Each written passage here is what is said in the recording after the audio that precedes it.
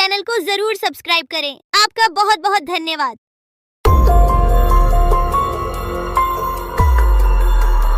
बहुत साल पहले की बात है। लक्ष्मीपुर के जंगल में एक पुरानी झील थी। वहां दिन में तो कोई घटना नहीं होती, पर थोड़ा सा भी अंधेरा छाते ही वह झील एक खूनी झील बन जाती। उस दौरान जो भी जानवर उस झील पर पानी पीने आ जाता वह जिंदा वापस नहीं आता। कहाँ जाता आज तक किसी को उसका पता नहीं चला था। यही वजह थी कि जंगल के सारे जानवरों ने, यहाँ तक कि जंगल की राजा शेर ने भी उस झील को खूनी झील घोषित कर दिया था। अब पूरे जंगल में कोई भी शाम को उस झील की तरफ जाने की हिम्मत नहीं करता था।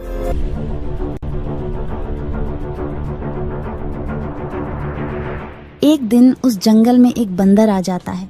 उसकी और खरगोश की मुलाकात होती है। अरे बंदर भाई, कौन हो तुम? पहले तो तुम्हें इस जंगल में कभी नहीं देखा। खरगोश भाई, आज तक मैं शहर में इंसानों के बीच चिड़ियाघर में था। किसी तरह आजाद होकर आया हूँ। क्या इस जंगल में मेरे रहने के लिए कोई जगह है? हाँ बंदर भाई, ये हम जैसे जानवरों का घर है, इंसानों का चिड़ियाघर नहीं। आओ, मैं तुम्हें पूरी जंगल की सैर करवाता हूँ, सारी जगह के बारे में बताता हूँ। जो जगह पसंद आए वहीं टिक जाना। और खरगोश बंदर को पूरा जंगल घुमाता है। हाथी, जिराफ जैसे कई जानवरों के रहने की जगह ही नहीं, वहाँ के राजा शेर की भी गुफा दिखाता है, पर उस खूनी झील के बारे में ना बताता है और ना उसे वह दिखाने ले जाता है। बंदर वहीं बरगद के एक बड़े से पेड़ को अपने रहने के लिए पसंद कर लेता है। वहां रहते हुए अभी उसे 2 दिन ही गुजरते हैं कि तीसरे दिन शाम को घूमता हुआ वह उसी खूनी झील के पास पहुंच जाता है। अरे वाह, कितने सुंदर झील है। जी तो करता है ठंडे ठंडे पानी में कूद कर नहा लूं, लेकिन सर्दी होने का डर है। चलो आज सिर्फ ठंडा ठंडा पानी से अपना प्यास ही बुझा लेते हैं।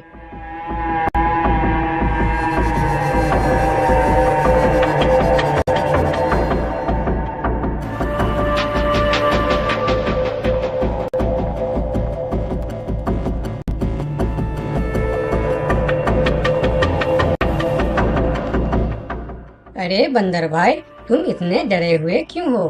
कहाँ से आ रहे हो? झील में पानी पीने गया था और जिंदा वापस आ गए। क्या मतलब? तुम्हें पता नहीं? वह इस जंगल की खूनी झील है। शाम होने पर कोई भी वहाँ जाता है तो जिंदा वापस नहीं आता। उसकी लाश का भी पता नहीं चलता कि वह कहाँ गायब हो जाती है। इसीलिए शाम होते ही कोई भी उस खूनी झील की तरफ नहीं जाता। ये हमारे राजा का आदेश भी है। कमाल है, मुझे तो पता ही नहीं। कैसे पता नहीं? तुम्हें वह खरगोश भाई ने बताया नहीं? लो, खरगोश भाई भी आ गया। अरे खरगोश भाई, आपकी वजह से आज बंदर भाई की जान जाते जाते बची। मेरी वजह से? हाँ, तुमने बंदर भाई को पूरा जंगल घुमाया, हर जगह के बारे में बताया। इस खूनी झील के बारे में क्यों नहीं बताया? भूल गया भाई, मैंने तो सोचा ये तो पेड़ पर रहते हैं, इन्हें झील से क्या काम। अभी अभी इन्हें खूनी झील की खूनी ने पकड़ने की कोशिश की, ये तो बाल बाल बच गए, वरना खूनी झील की खूनी, क्या तुमने उसे देखा? क्यों, क्या तुम लोगों ने आज तक नहीं देखा? नहीं, हम में से कोई कभी भी शाम को उस तरफ जाते ही नहीं और दिन में कोई घटना नहीं होती। और यह बात वह जाकर शेर के दरबार में सभी को बताता है।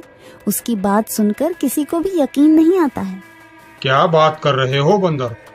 मैं सच कह रहा हूँ महाराज, लेकिन हम लोगों तो कभी आज तक देखा ही नहीं, क्योंकि आप लोग उसे खूनी झील समझकर दिन में ही वहाँ जाते हो और शाम होते ही आप लोग डर के मारे वहाँ जाना बंद कर देते हो। पूरे दिन वह मगरमच्छ झील में छुपा रहता है, शाम होते ही चुपचाप निकलता है और झील के पास पानी पीने आए जानवरों को खा जाता है। और आप लोग समझते हैं कि यह झील ही खूनी है, जबकि खूनी यह झील नहीं, इसमें छिपा हुआ मगरमच्छ है। हमें तो यकीन नहीं हो रहा है। वही तो बंदर भाई, हमें अगर पहले पता होता कि आप इतने बड़े झूठे हो तो हम अपने जंगल में आपको रहने की कभी जगह नहीं देते। अरे यार, आप लोग मेरे बात पर यकीन क्यों नहीं करते? मैं आप लोगों का भलाई के लिए ही बोल रहा हूँ। अगर तुम्हारी बात सच्ची है तो क्या तुम उस मगरमच्छ को हमें दिखा सकते हो? क्यों नहीं महाराज, आज शाम होते ही आप लोग वहाँ जाकर पेड़ और पत्थरों के बीच छुप जाना। और फिर शाम को वह सभी उस खूनी झील के पास जाकर छिप जाते हैं। झील के किनारे जाकर बंदर 2-3 बड़े बड़े पत्थर उस झील के पानी में फेंकता है।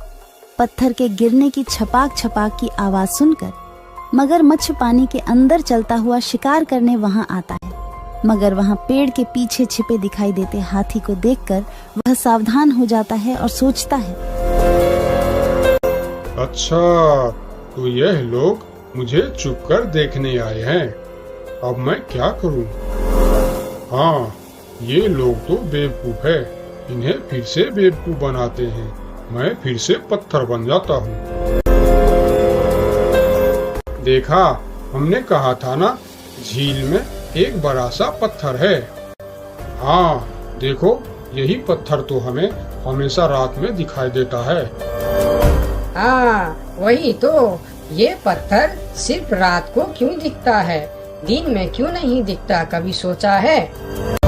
हाँ, रात को चंद्रमा की वजह से पानी में ज्वार आता है तो वह पत्थर ऊपर हो जाता है। दिन में ज्वार नहीं आता तो पत्थर पानी में डूबा रहता है।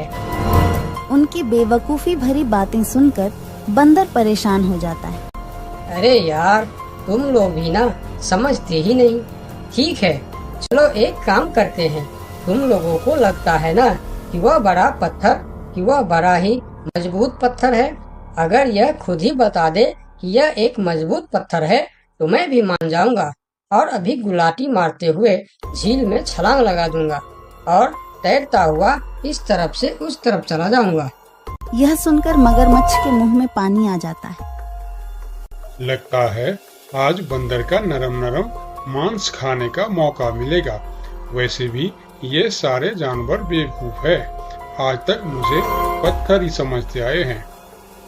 मैं पत्थर हूँ, मैं मजबूत पत्थर हूँ। सुना आप लोगों ने? ये कैसे आप लोगों को बेवकूफ समझता है? अरे पत्थर भी कभी बोलते हैं क्या? अब सभी की समझ में बंदर की बात आ जाती है। रात भर सभी शेर राजा की गुफा में मीटिंग करते हैं। बंदर सही कह रहा था। यह मगरमच्छ जरूर कहीं दूसरे जगह से हमारे जंगल में आ गया है। लेकिन अब क्या करे? अगर धरती पर होता तो मैं उसे धूल चटा देता था, लेकिन पानी में हमारा शक्ति कम हो जाती है। तो क्या इससे हमें कभी छुटकारा नहीं मिलेगा महाराज? मेरे ख्याल से तो नहीं। मिलेगा महाराज। ये पानी में भी रहेगा, हमें देखेगा भी, मगर वह कुछ कर नहीं पाएगा। ये कैसे हो सकता है? हो सकता है हाथी भाई। बस आप लोग मुझे 2 बड़े बड़े रस्सी दे दो। रस्सी का क्या करोगे? मैं शहर के चिड़ियाखाना में था तो एक एक तरीका सीखा है जानवरों पर कब्जा करने की। हम इस पर कब्जा कर लेंगे। और बंदर को 2 बड़ी बड़ी रस्सी लाकर दी जाती है। फिर बंदर उन सभी के साथ रस्सी लेकर उस खूनी झील पर पहुंचता है।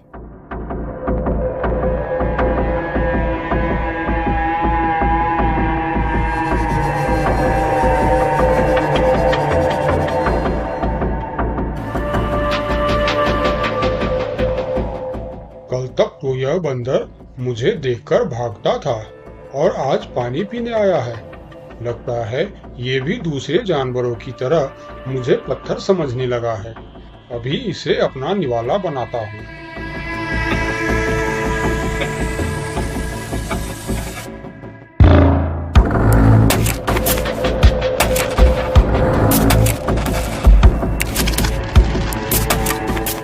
अरे, ये तो भाग भी नहीं पा रहा है। अब यह जितना ज्यादा फरफराएगा उतना यह फंदा कसता जाएगा और चुपचाप रहेगा तो फंदा ढीला रहेगा। जैसे यह फिर हिलेगा फिर फंदा कसता जाएगा। अब ना यह इससे छूट सकता है और ना पानी में जा सकता है। अरे वाह, फिर तो यह हमारा कुछ भी नहीं बिगाड़ सकता। अब हम सारे जानवर इस झील में कभी भी पानी पी सकते हैं, कभी भी नहा सकते हैं। अब यह हमारा कुछ भी नहीं बिगाड़ पाएगा। अरे वाह बंदर भाई, मान गए।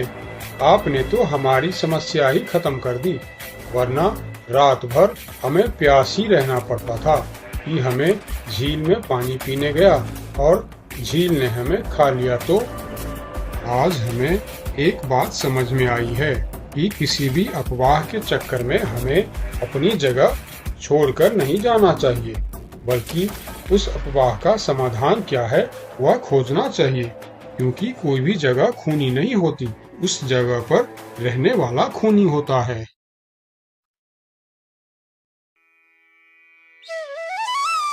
बहुत साल पहले की बात है। लक्ष्मी नगर में एक बहुत बड़ा जंगल हुआ करता था।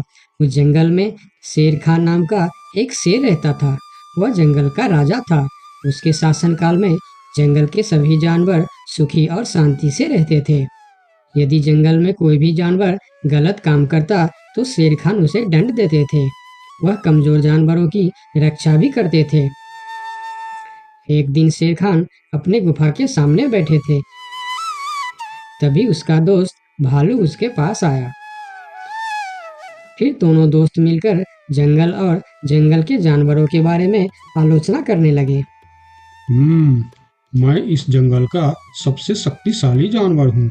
मेरे सामने जंगल का कोई भी जानवर टिक नहीं सकता। क्या कहते हो भालू भाई? ये तो तुमने बिल्कुल ठीक कहा, लेकिन हाथी के सामने तुम बिल्कुल चूहे जैसे दिखते हो। क्या ठीक कहा ना मैंने शेर खान? भालू की बात सुनकर शेर खान बहुत क्रोधित हो गए। भालू, तुम्हारी हिम्मत कैसे हुई मेरे बारे में इस तरह की बातें करने की? तुम्हें पता है तुम किसके सामने बात कर रहे हो? मैं इस जंगल का राजा हूँ। तुम मेरे दोस्त हो, इसीलिए तुम्हारे साथ मैं थोड़ा मजाक कर रहा था। तुम मेरे बात का बुरा मत मानना शेर खान। शेर खान नहीं, महाराज कहो महाराज। मैं इस जंगल का राजा हूँ, इसीलिए बाकी जानवरों की तरह तुम भी मुझे आज से महाराज कह के ही बुलाओगे। लेकिन शेर खान, हम दोनों दोस्त हैं, फिर भी तुम ऐसे क्यों बातें कर रहे हो? दोस्त है नहीं, दोस्त थे।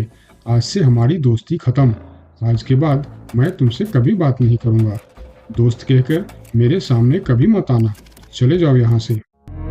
अपने दोस्त का इस व्यवहार से भालू बहुत दुखी हुआ और वह वहाँ से चला गया। उसी जंगल में गोलू नाम का एक बंदर भी रहता था। वह दूसरों की चीज चुराकर भाग जाता था। एक दिन गोलू की चोरी करते समय शेर खान के एक सिपाही के द्वारा पकड़ा जाता है और उसे शेर खान के सामने विचार के लिए लाया जाता है। गोलू को देखकर शेर खान कहते हैं, गोलू, तुम्हारी चोरी की किस्से जंगल के दूर दूर तक मशहूर है। तुम जानवरों के घर में ही नहीं, बल्कि मेरे दरबार में भी बहुत चीज चोरी की है। इसीलिए मैं तुम्हें पहाड़ से गिराकर मारने की सजा घोषित करता हूँ। आज से ठीक 2 महीना बाद तुम्हें पहाड़ से गिराकर मार दिया जाएगा। अपनी मौत की सजा सुनकर गोलू बहुत रोने लगा और बोला, महाराज, मैं अब कभी चोरी नहीं करूँगा। मुझे माफ कर दीजिए महाराज। मेरे घर में छोटे छोटे बच्चे हैं, मुझे छोड़ दीजिए महाराज। लेकिन शेर खान ने उसकी फरियाद नहीं सुना।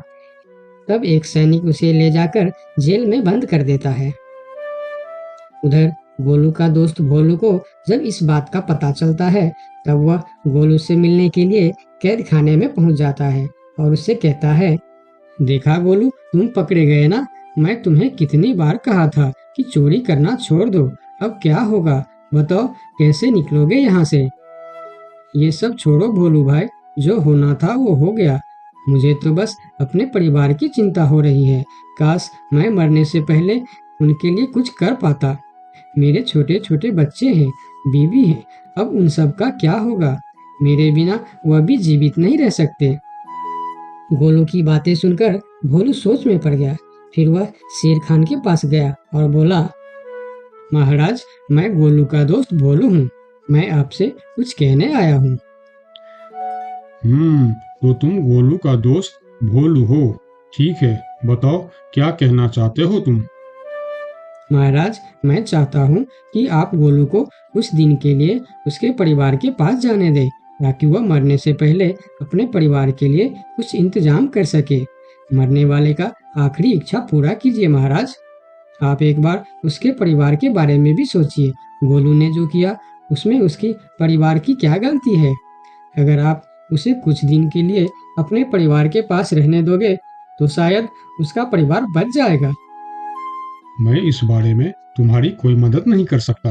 अगर अपने परिवार से मिलने के बहाने गोलू भाग गया तो मैं किसको सजा दूंगा? शेर खान की बात सुनकर भोलू थोड़ा सोच में पड़ गया। फिर बोला, तो ठीक है महाराज, आप गोलू को छोड़ दीजिए। जब तक गोलू वापस नहीं आ जाता मैं उसकी जगह कैद खाने में रहूंगा। और अगर वह कभी वापस नहीं आया तो क्या तुम उसके हिस्से की मौत की सजा भी लोगे? थोड़ा सोचकर बताओ। हाँ महाराज, मैं इसके लिए भी तैयार हूँ।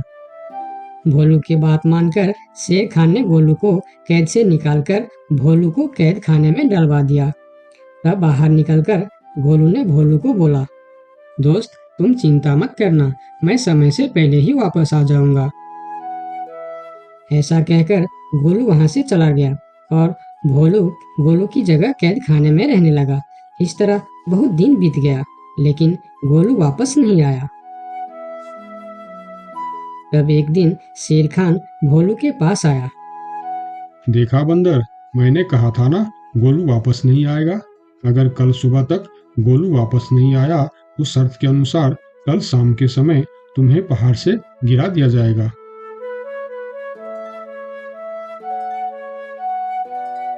अगले दिन भी जब गोलू वापस नहीं आया तब शेर खान और उनके सैनिक भोलू को लेकर पहाड़ के किनारे पर गए। फिर भोलू को खाई के किनारे खड़ा करके शेर खान ने कहा, देखा ना मूर्ख बंदर, तुम्हारे दोस्त तुमको धोखा देकर चला गया। अब तुम मरने के लिए तैयार हो जाओ। लेकिन इस बार भी गोलू नहीं डरा और बोला, कोई बात नहीं महाराज, मैं अपने दोस्त के लिए मरने के लिए भी तैयार हूँ। मैं यह जानकर बहुत खुश हूँ कि मेरा दोस्त अपने परिवार के साथ खुश है। मेरे आगे पीछे और कोई नहीं है, मैं तैयार हूँ महाराज। शेर खान और भोलू के बीच बातचीत चल ही रही थी कि तभी थोड़ी दूर पर गोलू उनके और आता हुआ दिखाई दिया। फिर पास आकर उसने बोला, तुम्हें ऐसा करने की कोई जरूरत नहीं है दोस्त। तुमने मेरे लिए जो किया उसके लिए तुम्हारा बहुत बहुत शुक्रिया। अब मैं अपनी सजा पूरी करने के लिए तैयार हूँ। महाराज छोड़ दीजिए मेरे दोस्त को। गोलू, तुम्हें वापस आने की क्या जरूरत थी? मैं यह सजा ले लेता था। तुम्हारे घर में छोटे छोटे बच्चे हैं, बीवी है, उनका क्या होगा? मेरे परिवार में मेरे अलावा और कोई नहीं है, इसीलिए यदि मैं मर भी जाऊं तो मेरे लिए किसी को कोई दुख नहीं होगी। तुम यहाँ से चले जाओ। नहीं दोस्त, गलती मैंने की है, इसीलिए सजा भी मुझे ही मिलनी चाहिए। उन दोनों की दोस्ती को देखकर शेर खान सोचने लगे, ये दोनों अपने दोस्ती के खातिर एक दूसरे के लिए जान देने के लिए तैयार है, और मैं एक छोटी सी बात के लिए अपने सबसे अच्छे मित्र भालू से दोस्ती तोड़ दी। यह मैंने बहुत बड़ा गलती कर दी। मुझे इसका प्रायश्चित करना ही होगा। किसी को मरने की कोई जरूरत नहीं है। तुम दोनों की दोस्ती देखकर मैं गोलू की सजा माफ करता हूँ।